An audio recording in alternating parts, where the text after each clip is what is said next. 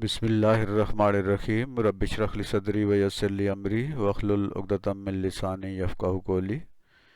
Dear students, आज हम सूरतुल फलक का मतालिया करेंगे।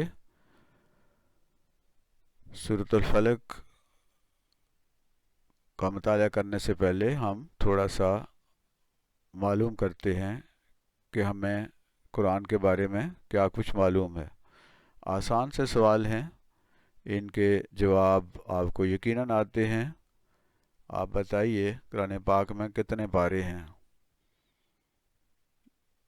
जी, कुरान पाक में 30 पारे हैं। सही बताया आपने। कुरान में कितनी सूरतें हैं? जी सही, कुरान में 114 सूरतें हैं। सूरतुल इखलास के बाद कौन सी सूरत आती है, आपको पता है? सूरतुल इखलास के बाद कौन सी सूरत है? तो सूरतुल इखलास के बाद सूरतुल फलक है। सूरतुल फलक कुरान में कितने नंबर पे है? इससे पहले हम जो सूरत हमने पढ़ी थी वो कितने नंबर पर थी? जी, और सूरतुल फलक कुरान पाक में 113वें नंबर पे है, यानी सेकंड लास्ट है। इसके बाद सूरत नास है। तो कुल कुरान पाक में 114 सूरतें हैं, उनमें से सूरतुल फलक का नंबर 113वां है। आज का सबक है सूरतुल फलक। हम आज सूरतुल फलक के बारे में पढ़ेंगे, उसका तारुफ हासिल करेंगे, उसके अहम मज़ामीन पर बात होगी, उसके इल्मी और अमली निकात को जानेंगे और मरकज़ी ख्याल को समझेंगे। तो आइए आगाज़ करते हैं सूरतुल फलक का तारुफ। तो सूरतुल फलक मक्की सूरत है, यानी इसका ज़माना नज़ूल हिजरत से पहले का है। कब नाज़िल हुई है सूरतुल फलक? हिजरत से पहले नाज़िल हुई मक्का में, इसलिए ये मक्की सूरत है। आयात इसमें कितनी हैं और रुकू कितने हैं? ये सूरत कुरान की 113वीं सूरत है। इस सूरत में 5 आयात हैं और 1 रुकू है। कितनी आयात हैं? 5, और रुकू कितने हैं? 1। वजह तस्मिया, मतलब इसका नाम फलक, सूरतुल फलक क्यों है? फलक के मानी है सुबह। सुबह जो है, सुबह सवेरे जब अंधेरा रात का छट जाता है और सुबह नमोदार होती है, तो उसे फलक कहते हैं। इस सूरत में चूँकि फलक का जिक्र है पहली ही आयत में, इस वजह से इस सूरत का नाम सूरतुल फलक है। सूरतुल इखलास का मरकज़ी ख्याल। इस सूरत का मरकज़ी ख्याल अल्लाह के रब होने और नुकसानदेह चीज़ों से बचने के लिए अल्लाह की पनाह में आना है।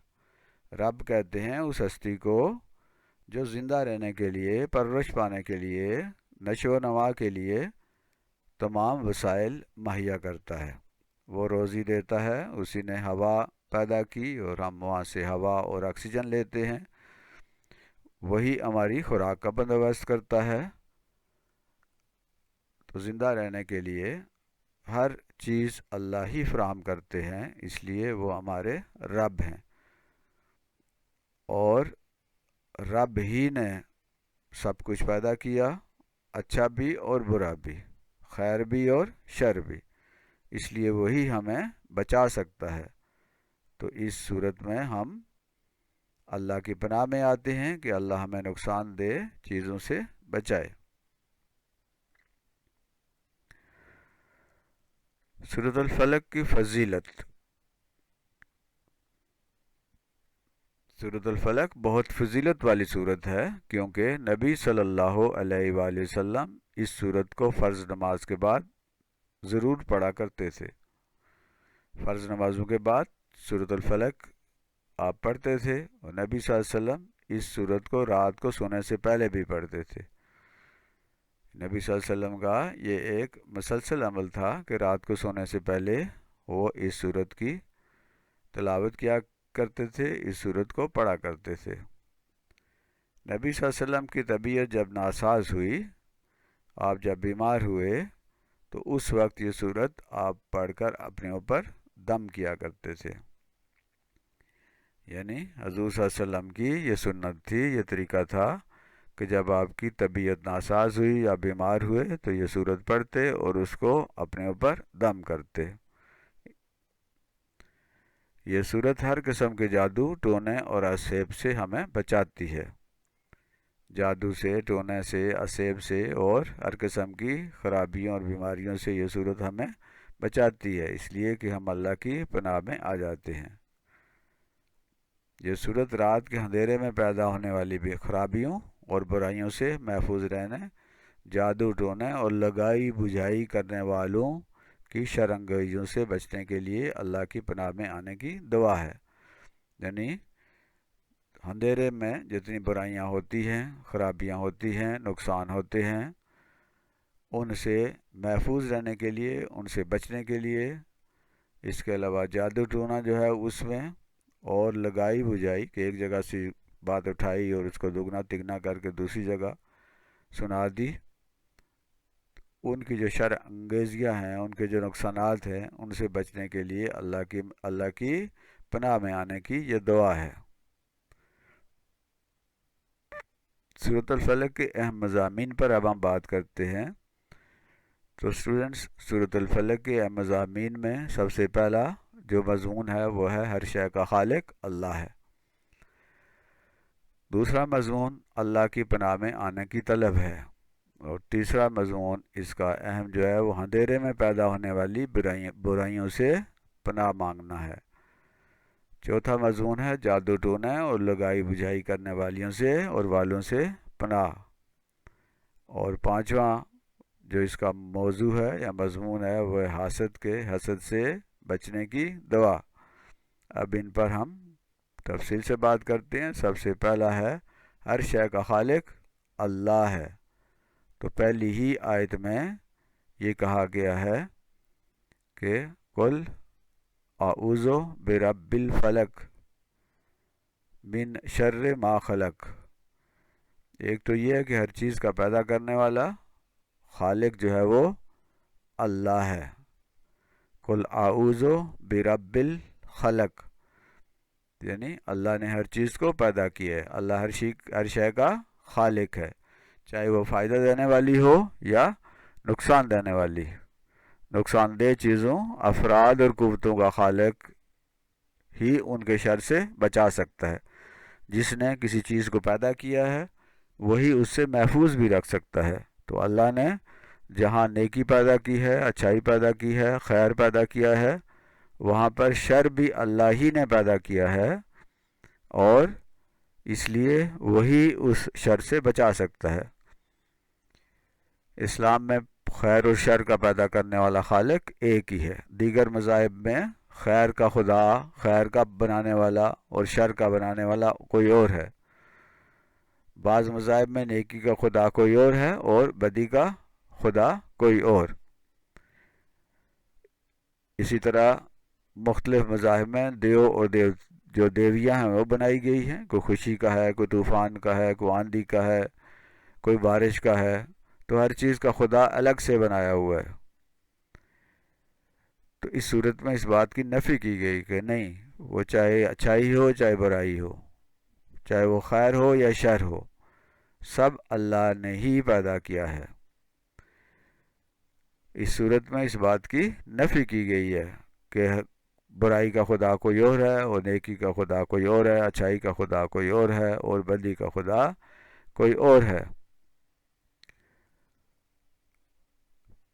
چونکہ شر اور برائی بھی اسی خالق نے بنائی ہے، اس لیے شر و برائی سے اسی خالق سے پناہ مانگی گئی ہے جس نے انہیں پیدا کیا۔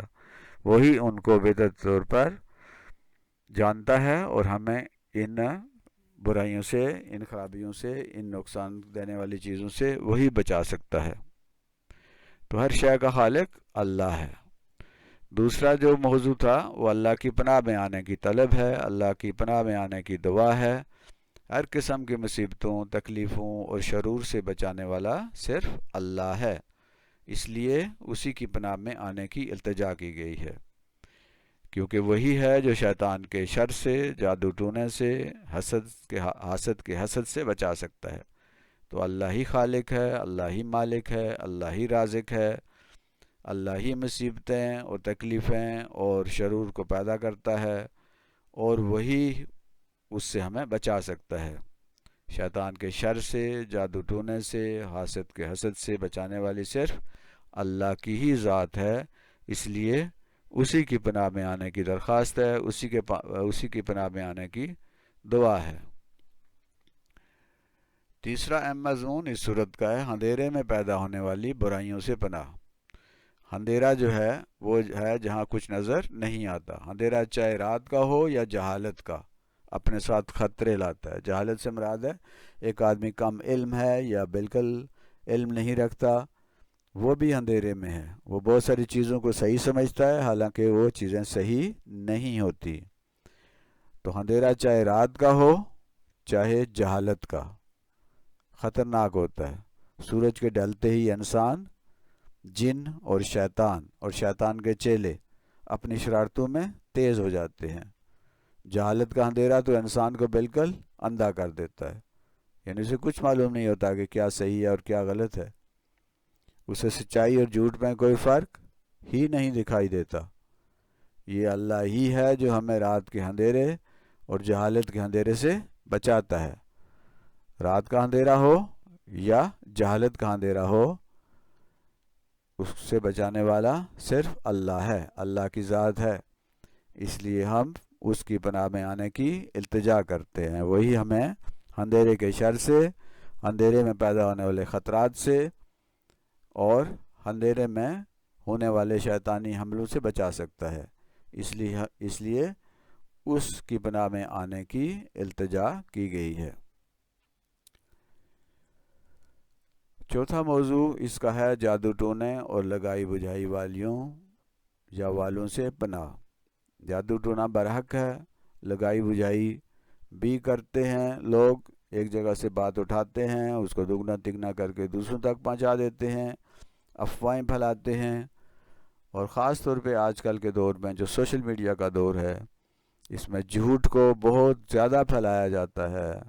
واٹس ایپ ہے، فیس بک ہے، یوٹیوب ہے، جہاں اس میں بہت ساری اچھی چیزیں ہیں، وہاں بے شمار ایسی چیزیں ہیں جو فساد پھیلاتی ہیں، جو کہ بہت نقصان دیتی ہیں۔ تو جادو ٹونا ہو یا الٹے سیدھے دم پڑے جائیں یا پھوکے مارے جاتی ہیں، غیبت جو ہے وہ بھی کیا ہے، ایسی چیز ہے جو پیٹھ پیچھے کی جاتی ہے، چغل خوری ہے، بہتان ہے، برے نام رکھنا ہے، دوسروں کا مذاق اڑانا ہے، یہ سب خرابیاں ہیں جو افراد اور معاشرے کو تباہ کر دیتی ہے۔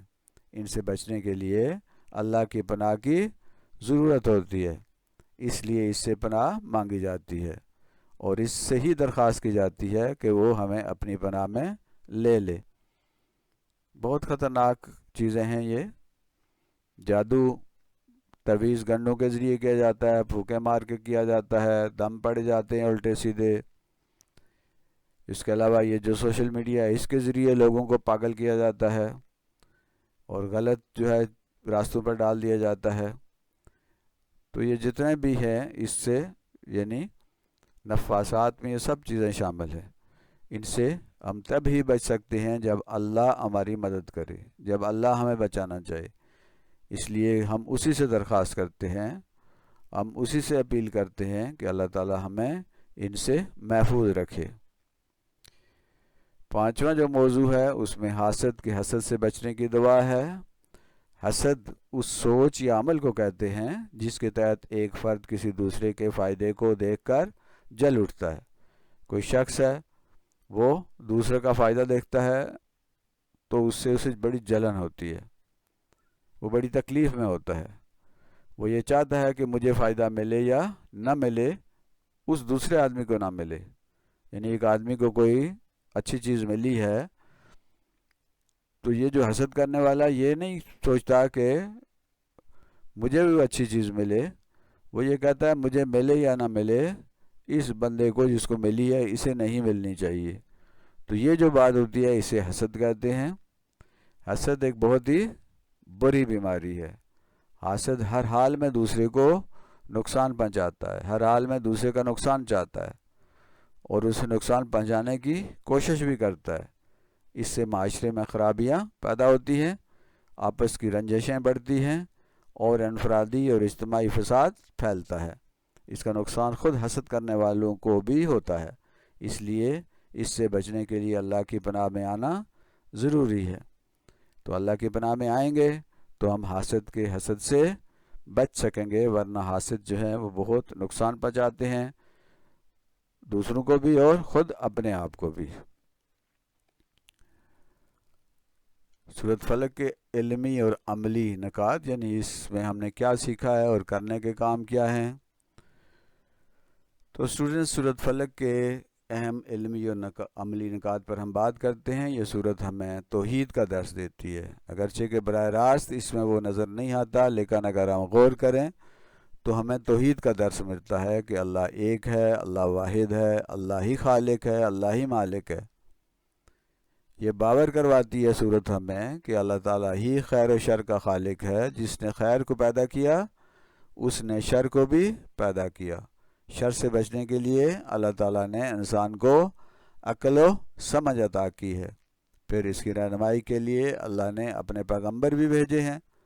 چونکہ شر سے بچانے والا صرف اور صرف اللہ ہی ہے، اس لیے اسی کی پناہ میں آنے کی ضرورت ہے. یعنی اللہ ہی ہمیں محفوظ رکھتا ہے ان برائیوں سے، ان خرابیوں سے. تو اللہ کی پناہ میں آنے کی ہمیں دعا کرنی ہے اور اللہ کی پناہ میں آنے کی التجا کرنی ہے.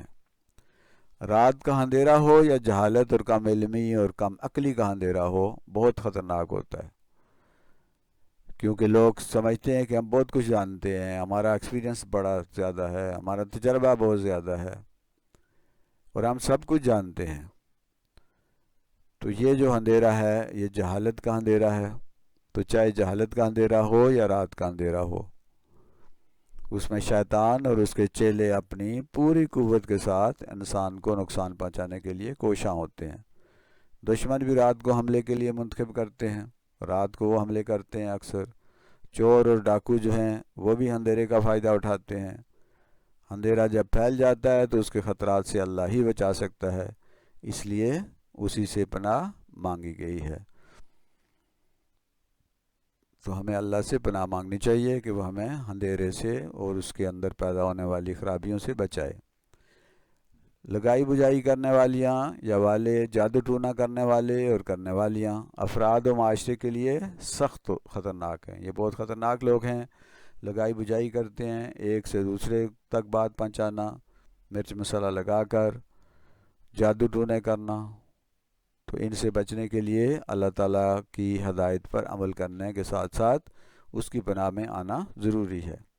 اس لیے ہمیں ہر حال میں اللہ تعالیٰ سے درخواست کرتے رہنا چاہیے کہ وہ ہمیں ان سے محفوظ رکھے. تو یہ ہم سیکھتے ہیں اس صورت سے. حسد ایک انتہائی خطرناک بیماری ہے. یہ نہ صرف جس سے حسد کیا جاتا ہے کو نقصان پہنچاتی ہے، بلکہ خود حاسد کو بھی نقصان پہنچاتی ہے. اس لیے اس سے خود کو بچانا لازمی ہے اور اس کے لیے اللہ کے پناہ میں آنا ضروری ہے، کیونکہ وہی اس لعنت سے ہمیں بچا سکتا ہے. خود بھی حسد نہیں کرنا چاہیے اور دوسروں کو بھی اس سے بچانے کی کوشش کرنی چاہیے. تو اسٹوڈنٹ یہ تھا آج کا سبق جس میں ہم نے سورۃ الفلق کا تعارف، اس کے اہم مضامین، اس کے علمی اور عملی نکات اور اس کے خلاصے پر بات کی ہے. یہ ایک انتہائی اہم سورت ہے جو قرآن پاک میں 113ویں نمبر پہ ہے اور اس میں ہم نے یہ اقرار کیا ہے کہ اللہ ہی خالق ہے، خیر کا بھی اور شر کا بھی، لہذا اسی سے مانگنا ہے، اسی کے پناہ میں آنا ہے. وہ پالنے والا ہے، وہ پالنہار ہے اور ہمیں ہر قسم کے وسائل اور روزی مہیا کرتا ہے، اس لیے اس کی پناہ میں آنا ضروری ہے. وہ صبح کا بھی رب ہے اور ہر اس چیز کا بھی رب ہے جو تخلیق کی ہے اس نے، تو ہمیں حسد خود بھی نہیں کرنا چاہیے اور دوسروں سے بھی حسد کی توقع نہیں ہونی چاہیے. حسد خود بھی نہ کریں اور دوسروں کے حسد سے بھی بچنے کی حتی الامکان کوشش کریں. تو یہ تھا آج کا سبق. اللہ ہمیں محفوظ رکھے ان شرارتوں سے، ان شرانگیزیوں سے، ان غلط فہمیوں سے، اور اللہ تعالی ہماری مدد کرے. یہ تھا آج کا سبق. اللہ تعالی ہمیں عمل کی توفیق عطا فرمائے. آپ کا شکریہ کہ آپ نے توجہ اور دلچسپی سے دیکھا اور سنا. یوٹیوب چینل تعلیم منزل ایک تعلیمی چینل ہے. آپ اسے لائک بھی کیجئے اور دوسروں کے ساتھ شیئر بھی کیجئے اور اس سے بھرپور فائدہ اٹھائیے. اس میں 300 سے زیادہ اسباق اپلوڈ ہو چکے ہیں. آپ مختلف مضامین کے جو لیکچرز ہیں وہ آپ ان کو گھر میں بھی سن سکتے ہیں. اللہ ہمارا حامی و ناصر ہو. وما علینا الا البلاغ المبین. اگلے سبق تک اللہ حافظ. فی امان اللہ.